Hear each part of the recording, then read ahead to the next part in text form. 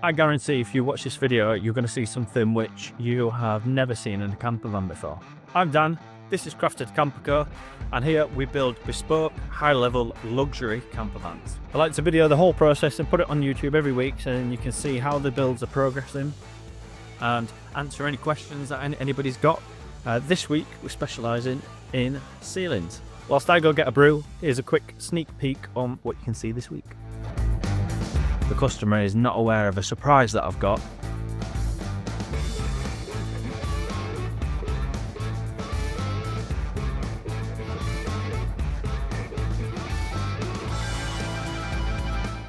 One big thing when working with laminate is it comes in big sheets. So order it in and it comes double-sided with the laminate that I pick. And that's all fine and good, and of course that'll be cut down for all of the furniture and all of the shapes. Then there's the question of the edging. So the boards you can see are just made out of marine ply. So I'm just currently going through the learning process. And it's quite a long learning process of figuring out how to edge band. This is the current, not looking bad. Certainly some improvements to go. It's quite a long process, quite drawn out. I thought it'd just be a case of getting an ironing on, edge banding on the side. It's a whole different gravy. With it, you've got to essentially get a glue machine, edge band it on, and then the edge banding has got a lip over the top and the bottom. And you've got to trim that lip down, get it polished, get it curved. Yeah, it's not the easiest, and it's a learning process which I can definitely see why a lot of campervan conversion companies don't do this. They opt for the kind of glue edging trim that you can put onto it. My personal preference is I don't like the look of that. So I'm glad that I have invested in the tools and the know-how to get it done. It's just proven a little bit difficult to get to that point. But we've spent a couple of days now, we're really getting fine and polished with it. Thought I'd just chuck in the video of the steps and the process of how it's done. First step is to get everything clamped down, and you're going to be putting a lot of pressure on when you're edge banding, so it all needs to stay in place. While it is a rather large investment buying the laminate sheets, they're certainly not cheap compared to just buying regular timber. It's quite understandable because it's such a large area to have to attach the laminate onto. You need a big press to press it down, all the adhesive and so on. But the most expensive part is actually the small little edge. So this edge banding, £75 for a big 100-metre roll, that's not too bad. But putting the actual thing on, you need one of these. From Andy at Ape Adventure Vans to Jason at Jabo, both of them have recommended and said that this is the only way to go. There's no point buying the cheap Chinese alternatives. This is a Festool Conturo. It's my first investment in Festool, which is always quite nice and very YouTuber-y. This Festool Conturo takes the laminate in and then applies a hot glue and then presses it onto the side, bonding it onto the laminate, hopefully forever. The step is to turn it on and wait 8 minutes until it warms up. It works with these glue pucks, which are slowly melted. As you can see there, 1.5 pucks will get 16.3 meters worth of edging. Heats up to 190 degrees and then cools in a matter of seconds, and it's on there for good.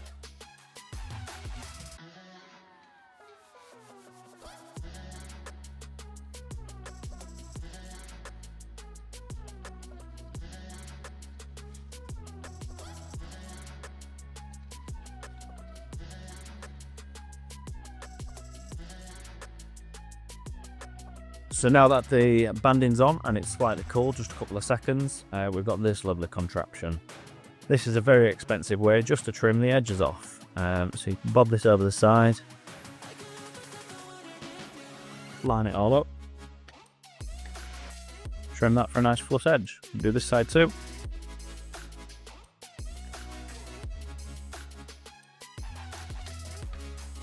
There we go, lovely edge on side. Next step is just to take this down. So the edge banding is slightly above and slightly below, just with the thickness of it compared to the laminate. So a planer we'll just tack those couple first layers off to get us a nice smooth surface to then be able to round.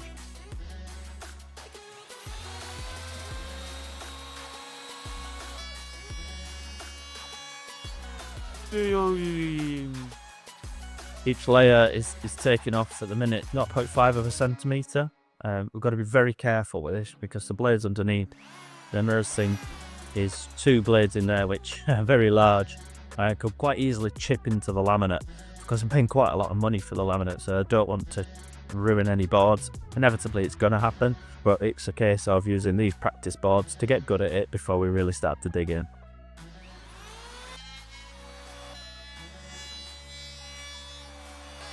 So now that the edge has been taken down, we'll then move on to the palm router. I've put this just on the plunge base and I've got a bit more control over it. This has got a rounding bit on the end, so you can see the profile of that. A nice rounding bit. It's a 1/4 inch bit. That's, I don't know the radius of it, but essentially we've just trial and errored, and we found that this is what will take the edge off of the square of the banding, lower it down without then chipping the laminate. So we'll give this a go. So if you think about the edge banding as more of like a clay-like plastic, you essentially are just wearing down the layers. First of all, with the planer takes a big chunk off. Router just takes that final little chunk off with a nice curve on it. You can then sand it to smooth it with the edge of the laminate, and then you polish it up and you get a nice edge like that. Like I say, it's a very long and drawn out process. If you think that's taken me 5 minutes to do 30 centimetres on a test piece, when we get into the van, we're going to have the long cabinets that need all 4 sides. The kitchen, we've got the kitchen with pull-out drawers, which are going to be 4 sides in each one. I can see why a lot of campervan conversion companies don't go through this, but I'm hoping that being able to get good at this, get quick at it, and essentially level up that game will really just separate my van from potential other vans in the market. Now that we've got the edge banding sorted on the first couple of sides, we've managed to put the first couple of bits together for the overhead cabinet. You can also see a couple of wires sticking out as well, and that's due to a light. Thought it was worth just mentioning anybody that plans on building these. They're an absolute nightmare. They take forever to line all of the screw holes up with the bar at the back. Then edge banding onto here takes like 2 hours. It's all obviously good craftsmanship, and it's going to be well worth it once it's all put together. But it's just fair warning, it's added probably about 3 weeks onto the build process. And on this side is where the control panel is going to go. So we've left a hole there ready for it. Just with putting the hinges on and the plastic, we then can't get back to the internal screws, which you can just see down there, which hold the panel on. So I tried to do everything beforehand before we lose access to be able to put it on again. I'm just going to go and offer it up to the van now.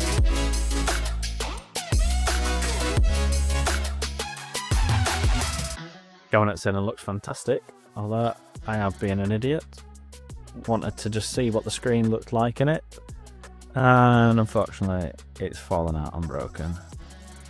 Completely my fault. I didn't do any of the stickers to keep it in, and my thumb fell off the holder. So that's ordering another one of them. Thankfully, it's that section of it is only the touchscreen, it's not the actual brains, so it's 89 quid. It's part and parcel of breaking some screens to make an omelette, something like that. The ceiling is about to be cut and initially placed up. So in order to make sure that we're not going to be working backwards, we're now doing all the wiring. So I just spent a morning fishing the wiring up and through. We've got the wires for the cabinet and then down for the floor lights. They're up and through and over the roof to the switch, which is on the cabinet there. We're now just running the wiring for the ceiling lights, and Joe's just doing that in the corner. And I think that's everything for the minute.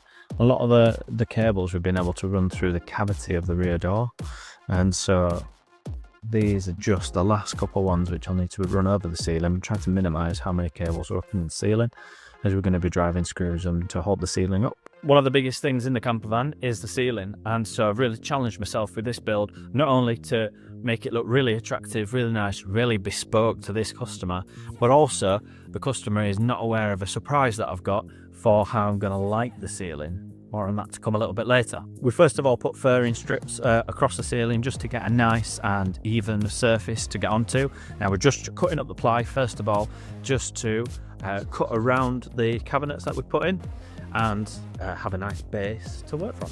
Up to press, we've done the main central board, and that goes from here across.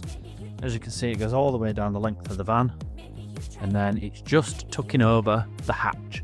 Originally I was going to keep this hatch exposed, but with where the central support furring strips that are on the support beams, there is no longer one here. So what we're going to do is we're going to use the pop top frame to drill into and hold the ceiling level. I'm probably going to get some like black anodized or powder coated angle to and go over the edge of here and onto there. If I get one that can be magnetized to, I can then still put the magnetic, we just had a power cut. I can still put the magnetic cover for the pop top. As you saw from last week's video, one of the major things that we needed to get done was to get the cabinets in. You see now in this video why that's quite important, because we need to score around them in order to create the ceiling pieces. We've then since put the wires up and over into the ceiling.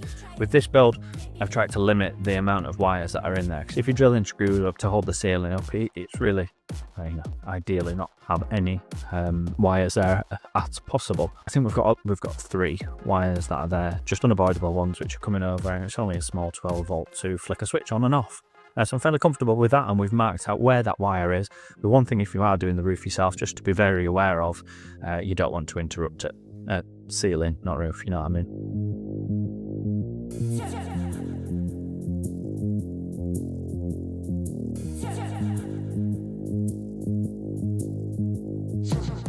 Whilst all of the panels are up now, we can just put the LED profile up against the central board.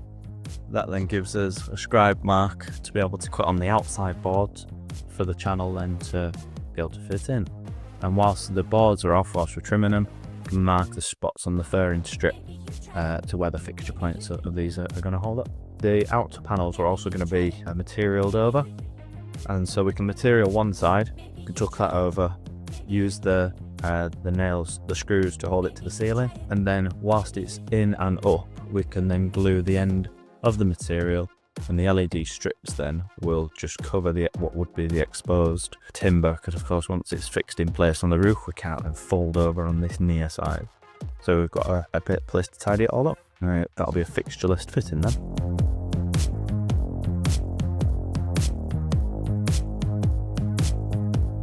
Three weeks have passed since I've ordered the Terrawagen rear door trim tidy. As you can probably imagine, putting this rear door trim tidy on affects the shape and size of this wall, of the ceiling up there. It affects everything. I've been waiting forever. It got held up at customs. Terrawagen's an American company, and the place where we got it from has been really helpful and really nice. It's taken absolutely ages to get here, but it's finally just arrived. So I cannot wait to get this in and get all the rest of the van then cut to shape and materialed and so on. Let's go.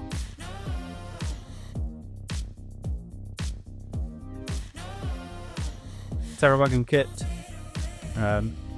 just covers the rear door like that. We've got one at the bottom here which hooks up and over to give a nice finish to the top as well. As pretty much with all of the Terrawagen kits, because people have different thickness walls, different height ceilings, each one of them is left slightly longer than what it needs to be, so then you can trim it down to size. More specifically, I've gone for a reinforced floor, so the floor is about 50mm thick on the bottom with insulation, strengthening and all of those gubbins. So we've just measured and we've realised we need to take off about 3cm. Where that we know it's 3cm is because these pre-drilled holes on here, which are meant to go into the screws which are already into the doors, with 3cm off there. So we're going to set 3cm off the bottom, Still leaves plenty of room to tuck under the one at the top, and it's taken 3 months to arrive, so let's hope we get it right. First one went successful, make sure the second one does too. Wrong end. That's been good.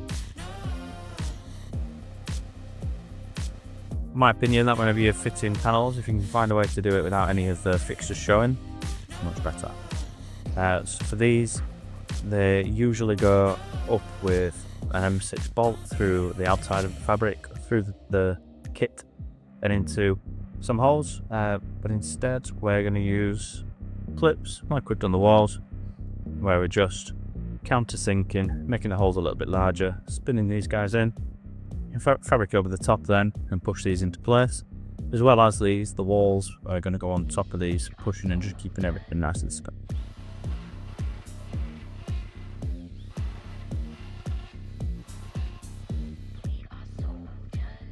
Got a new glue sprayer, so we just loaded it up. We're going to first scrim foam, 3mm scrim foam these, so then they've got a nice touch to them, and the material over the top. And I think we've done all the wiring so they can go in and stay in.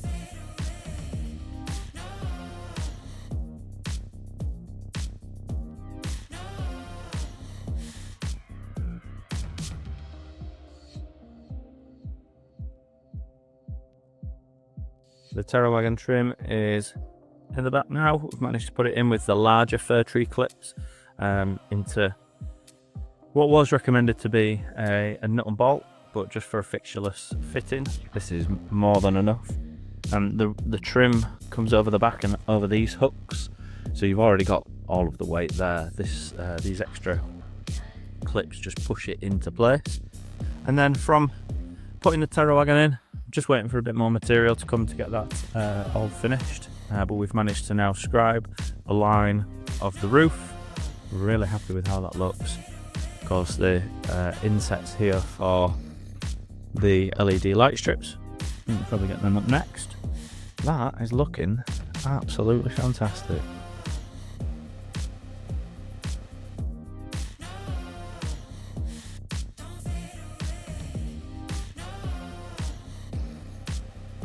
As you can see now as well, we have the inside Terrawagen rear trim tidy kit all carpeted. It looks fantastic from the inside and from the outside. Really happy I've decided to go for that. It's a much cleaner solution than what I was just going to carpet directly over to the metal, and I think that'll really level it up when added to everything else in the van, or at least bring it up to the level of everything else in the van. So now that we've scored the back of the roof and we've got the panels up, we can get the LED profiles drilled, countersunk, fixed onto the fairing strips, and then we can just cold mount the LED strips in the diffuser, just have them hold it up, and we will actually have a bit of light for filming and working in the van, which is nice. We're just on with that now. We interrupt this program to bring you a special report. Just about solder the lights into place. It's a good opportunity to walk you through the wiring on them. These are COB light strips. There's just circuit on board, and the circuit on board essentially means that they're like continuous. So rather than seeing individual LED lights, it's just one continuous light strip, which I think is a much more premium finish, but not too much price as well. So well worth it. Off the end, I really hate soldering light strips, so I'm going to utilise the wires that already come onto them. There is an argument to say that you could potentially have voltage drop off over the length of the LED light strip. These are 2.5 meters. I mean, the amount of power that we're going to be putting into them, we've tested it and we can't see any drop off at all. There are options to solder at the other end as well, just to keep the power flowing through them continuously. But I think it's overkill. I think we don't need to do that. So we're just going to at first solder onto one side. I've brought a positive line up from where the fuse board is going to be down there. Run the positive up over to here, and of course we've got 2 light strips. So what we're going to do, I've just split this cable, then it allows me then to wrap the power cable for the light strip around and onto there, and then this continuous line then is going to run above the sealer and then do the same on this strip here. Both of the light strips are going to be controlled by the screen, the switch that we've got at the front of the cabinet. And the way that this works is, of course, you can't just run power to light strips, you need negative as well. And so what we're going to do is you're going to put an earth point up and by this screen. The earths are then going to come into this switch. Now it's a good opportunity to talk about the Fibre system. So this Fibre system essentially is, it's got a computer in it and technology behind making the touchscreen and everything work. But these are just 12 volt switches. And so you can run your negative, your earth into here. And then these switches turn on and off when you flick the switch on the screen. And that then completes the circuit, sending the negative from this switch to your appliance. So your power wire is always going to be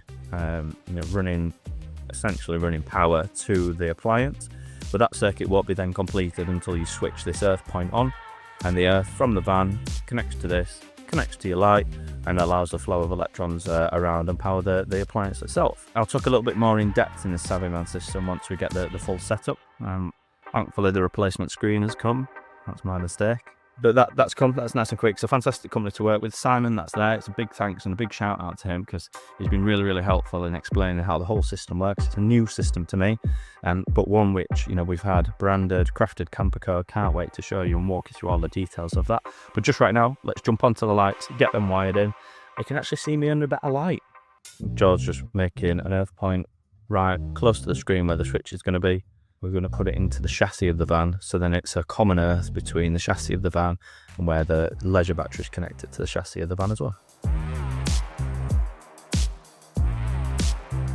As you saw there by the time lapse, we've got to a massive point. Also got fantastic lighting for filming, look at that. Really, really happy with them in there. There's absolutely no drop off in brightness. If anything, they're a little bit too bright, so I'll address that either with a limiter, or I've got some plans for fading them in and out, and so there's an option there too. But for now, we've wired in the battery. We've just put a fuse board onto there so then we can have the lights on when we work. Great step. I think it's time for a bit of lunch now. As you've probably seen by the thumbnail of the video, we've got a very, very exciting first time, and probably, honestly, I think the first time that I've seen this actually be put into a camper van. A really exciting setup which this camper is going to be built with. The first step, just before we get onto that exciting reveal, is we're going to put these central panels. So that the plan is the outer panels on the other side of the LED strips, they're going to be material same as walls. We're going to try, we think we've got a method where we can get them up where it's fixtureless. But then the centre panels, I've got a decorative Portuguese cork. There's a little bit out there, certainly definitely something I've not seen in a van before, but my personal preference. George agrees as well. It's quite a nice looking ceiling to have, and it's really going to differentiate this from any other camper, really making it a crafted camper as opposed to a mass manufactured Swift or all of those different things. Make it unique, make it nice. I hope my customer likes it too. And here it is. Here's the Portuguese cork. So compared to like a usual cork pinboard or something like that, it's a lot more decorative, it's a lot more natural, and it's a cross section of the actual cork itself. I really like the dark pigment inside of it as well, just to throw it off a little bit. Imagine that on the ceiling above. And it goes on with this D354 Cork Contos Keb stuff. Pretty good stuff, I've heard. Well, we'll soon find out.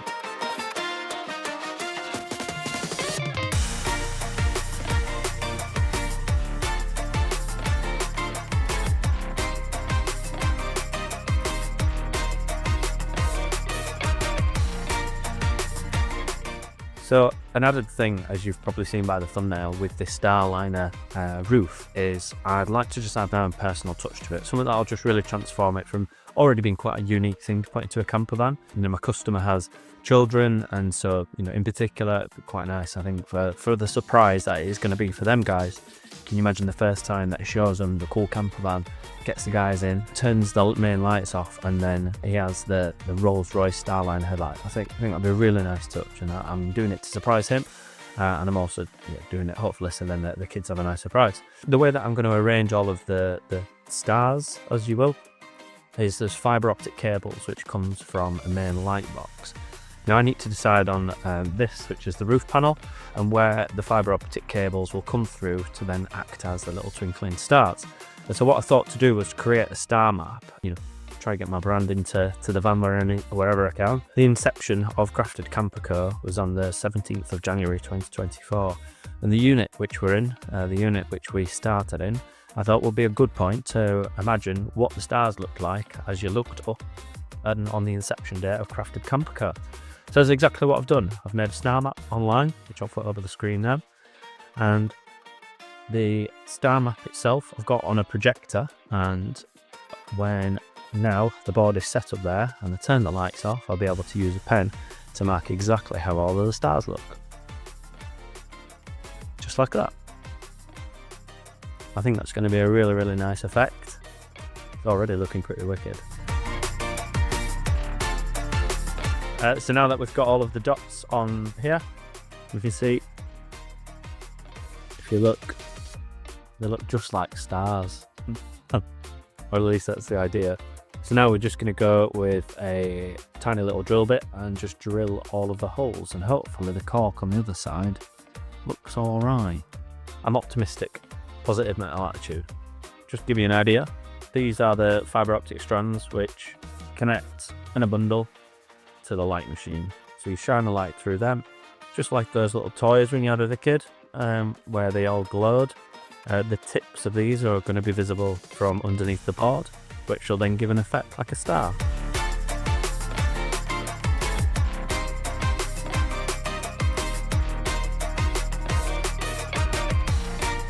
So we're currently taking every one of these strands and putting through the drill holes. No idea what I've put a strand through or not. Bear with.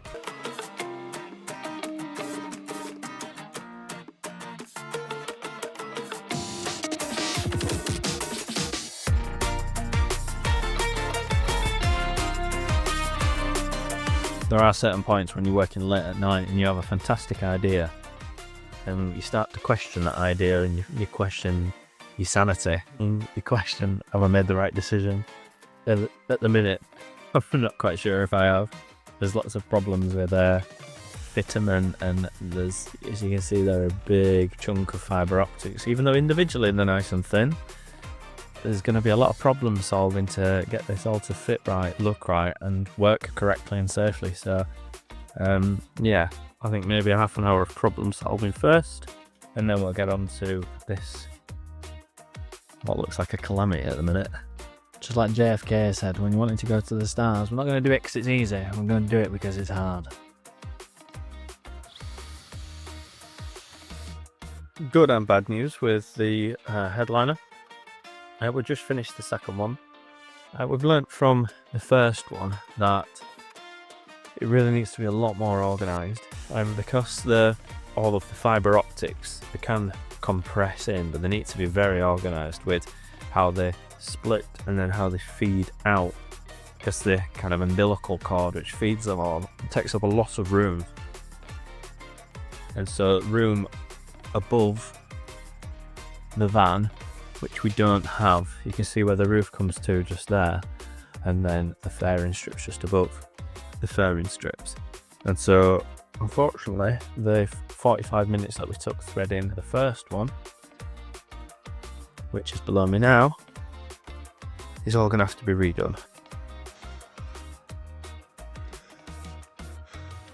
because it's a pig's mess. So I'm just going to stay a little bit longer now, just get that all unthreaded, laid out, ready for the morning. It's things like this, we could probably try and force it and make it work, but it's not the right way. We're doing this job and we might as well do it properly. So with a fresh head in the morning, I think we're going to thread it. But tonight I'm just going to unthread all of this work that we've done, set it all up and do it right like the other one, and it'll be a much better finished result at the end. And I think sometimes just kind of that sunken cost fallacy, when you've already put loads of work into, that, sometimes you have a fear and you try to make excuses to not go back a few steps to make a much better result in the end. It's something that I've learned with the business, where it's never worth cutting corners like that. It's always worth taking that step back, restarting, doing it better the second time. It does still hurt though.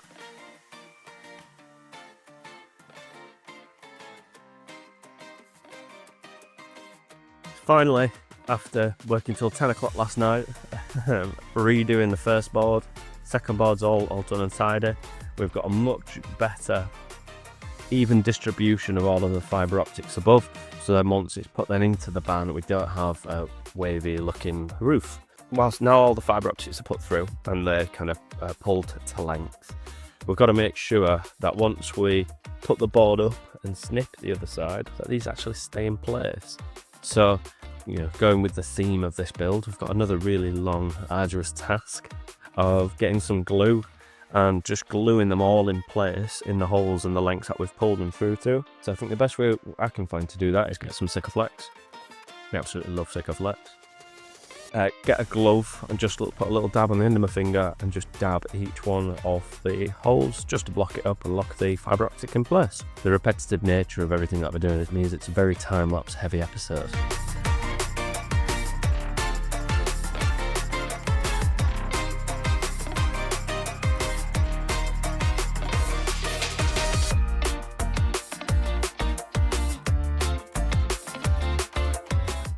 So after going and Sikaflexing all of them, none of it worked.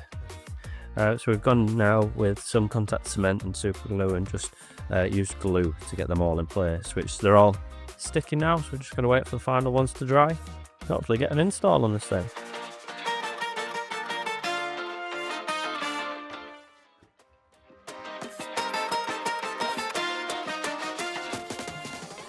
As you can see now, all of the fibre optics are all clipped.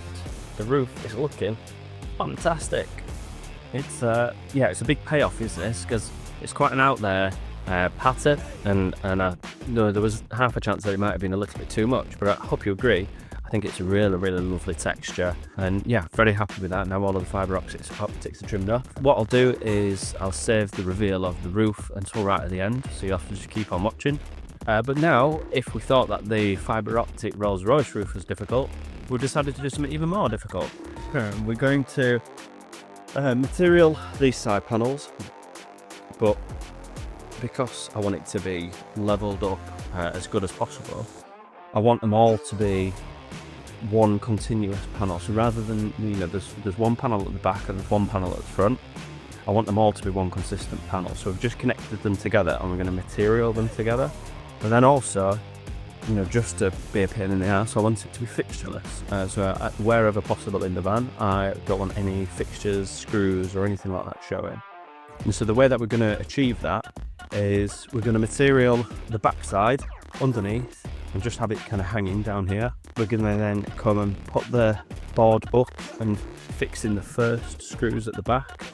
Then we're going to bring the material forward, fix the screws in at the front, and the material will just come to where the light LED profile is. So you'll have a nice clean edge. As you can see there, this scrim foam is only brought to exactly the same as what the material is, and it's a really nice line finish there. It means that we've got absolutely no room for any errors or anything like that, which is the name of the game doing this ceiling, it appears. So wish us luck.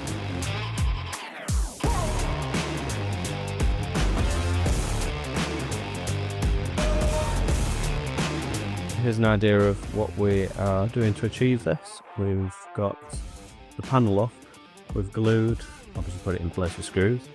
We've tucked it over before bringing it in, and we've glued that side.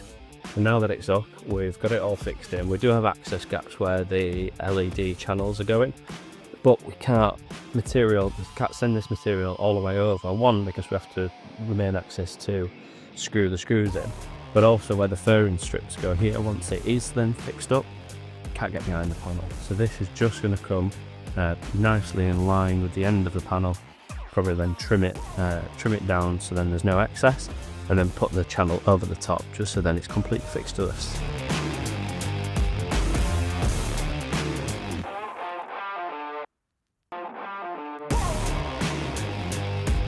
Eagle-eyed viewers will see that we are doing the same panel again. Once we got it up, the material was just not quite long enough. It's a bit of a shame because we've had to use a lot more now, but it's got to be right. And that is one of the finished material panels up. As you can see, it was an absolute terror to get it up, but looks absolutely phenomenal. So fixtureless all the way down. You know, I didn't want a couple of screw holes here, and then the panels like split in half here, and you can just see seams. So I'm quite impressed. It goes all the way from the back, all the way down alongside the cabinet. And then at the front here, there's going to be a metal surround which comes across and up, which will just tuck in all of this edge. That's taken us all morning. Started at 9 this morning, it's currently 3 o'clock in the afternoon. And we've given ourselves 2 hours now to do the other side, which is all the way down and across. So I can't wait to finish this at 10 o'clock tonight.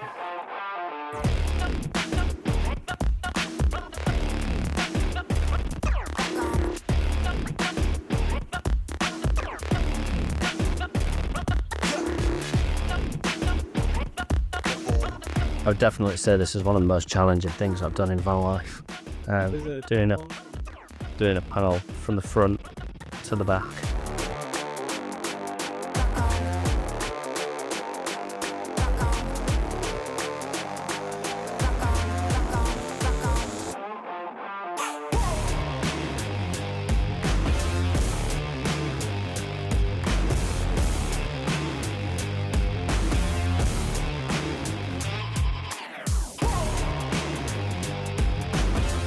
After I delivered project 1, Chris, who bought it, then decided to put some swamp lights on the side of the van. I thought they looked incredibly good, so I made the decision on this van to do the same. It's a relatively cost-effective way to upgrade the front of the van, making it look a bit more rugged and then functional as well. So I've gone for some nice rectangular fog lights, and they've got an extra coloured light that can match with your indicator, for example. And the way that I'm going to mount them to the side of the van is through another Mule product. Sean at Mule Vans has been really supportive actually and really helpful when it came to installing the overhead shelf. And also I made a mistake on the order here, but it was straight away just, yeah, don't worry, we'll get it sorted, we'll get you a replacement sent out. So these are the mounts in question. See, well machined and powder coated, and then the light which I've just mounted on there with a couple of bolts and nuts. And this very easily goes underneath and attaches on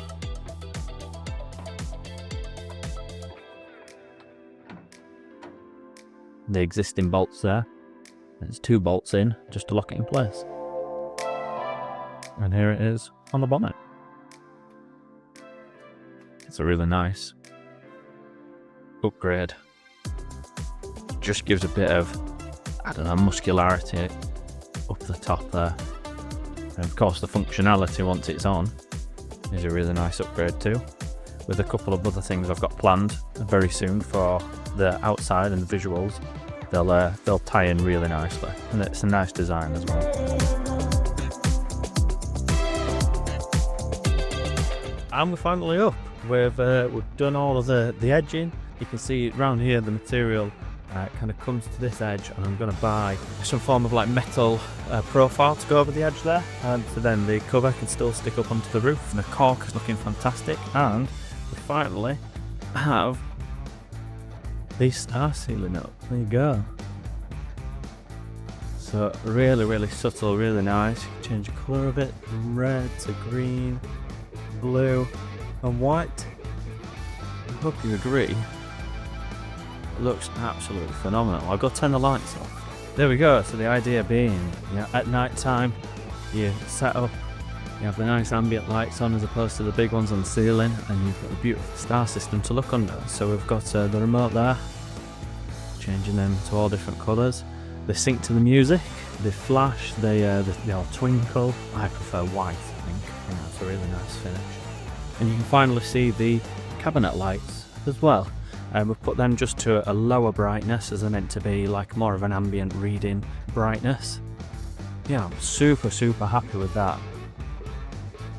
It's really satisfying getting something like this up after so much work. But I hope you agree, it's really unique, and the mixture between the Portuguese cork, it almost looks like the kind of the mist that you see and when you're looking up at the night sky. But yeah, absolutely stunning. I'll be honest, it's quite a proud moment, to be honest. I'm taken aback by just how beautiful it is. I might not get much work done this afternoon because I can just sit here and just watch this all day.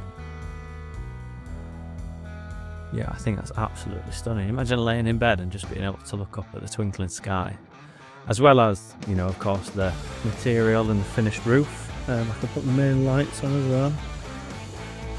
I can put them on. And then you get a really nice idea then of the van when it's got full brightness. They are slightly bright at the moment. I'm just debating whether to put them on a limiter just to turn that brightness down a little bit. But regardless, either way, I think that looks absolutely great. And then looking all around inside the van, I've put the doors on the cabinets here. As you can see with these now being finished, I just need to do the edge banding. But you can see them as a put together cabinet. Put the nice sides and then the back to them. And they both open up. Like I say, 1 or 2 more jobs with them, but you've got the lights underneath which you can turn on and off individually from the main lights, and then they're on the nice soft close. Yeah, I'm dead proud. Everything's starting to come together quite nicely. Ignore the mess of wires in there. The Terrawagen at the back now enables me, as it did to score the roof, I can now score these front walls and start putting all of them in. I hope you have enjoyed this episode. Yeah, really nice, big surprise. Thankful I had the help of Jordan, and now that the van, as my promises are starting to be paid off, is all coming together. Join me next week, and we've got some really exciting things coming up. I won't tell you what it is, but there's 3 things which usually go there, which are all being custom upholstered. And so I should have them back next week, as well as putting the floor down, the 4th seat, maybe some other walls as well. And so any questions or anything like that you've got with electrics, I think I'll get onto the plumbing next week as well. I do say this every week, but as you can see now, things are really starting to come together. Once you start to get, you know, a lot of the furniture in, certainly putting the ceiling up, that is a huge win. Hopefully you guys are all enjoying this content as well. I'm looking for the next build, so if you know anybody that wants the campervan building, or even smaller jobs like carpeting, electrics, heating, then get in touch and let me know. I'm taking those bookings now, and we can get you in as soon as possible, really, with Jordan's help. So yeah, get in touch. Make sure you follow me on social medias, from Instagram to TikTok, and then subscribe on YouTube as well. A lot of people that watch the videos are not subscribed. It's a very low percentage, and I know you watch every single week, but it really helps me with my numbers and pushing these videos out to a wider audience. If you could just hit that subscribe, that would be massive. Thank you.